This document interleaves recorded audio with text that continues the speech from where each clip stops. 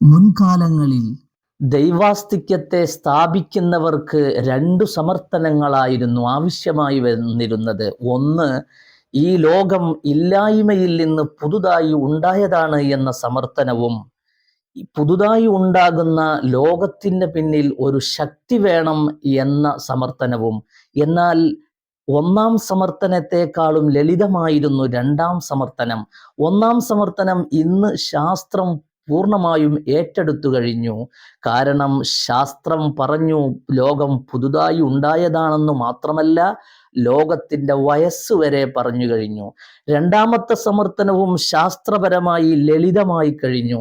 കാരണം ഏതൊരു ചലനത്തിൻ്റെയും പ്രവർത്തനത്തിൻ്റെയും പിന്നിൽ ഒരു ശക്തി വേണമെന്ന് ശാസ്ത്രം പറയുന്നു.